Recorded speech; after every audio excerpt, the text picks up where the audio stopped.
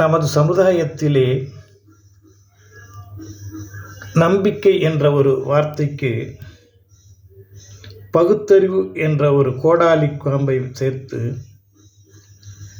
அதிலே சில விஷயங்களை திசை திருப்ப பார்ப்பவர்கள் ஏராளம் இருக்கிறார்கள்.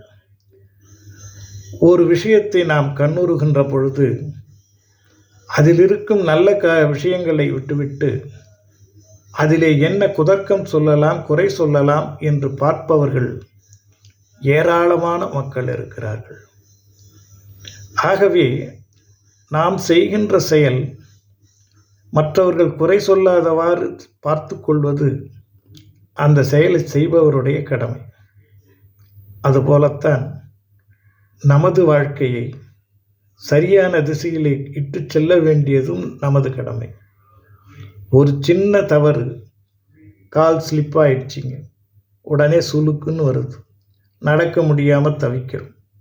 இதுபோலத்தான் செய்கின்ற செயலிலே, நாடுகின்ற நட்பிலே, தேடுகின்ற உறவிலே எங்கோ ஒரு தவறு ஏற்பட்டுவிட்டால் அது வாழ்நாள் முழுவதும் நம்மை பாதித்து கொண்டுதான் இருக்கும்.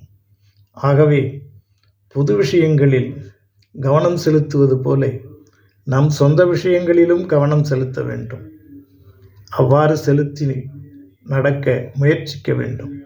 ஒவ்வொருவரும் சிந்திப்பு, சிந்தனை, அதனாலே ஏற்படுகின்ற நன்மை தீமை அவர்கள் ஆராய வேண்டும்.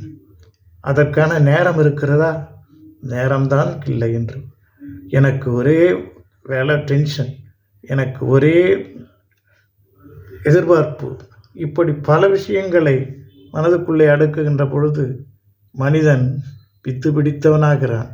பித்தம் தெளி சித்தமறி வாருங்கள், உங்கள் அகவிழி திறந்து அத்தனையும் பாருங்கள். வாழ்க்கை ஒளிமயமாகும். ஒளிமயத்தை தேடுவோமா? எல்லாம் இன்பமயம், எப்பொழுதும் இன்பமயம்.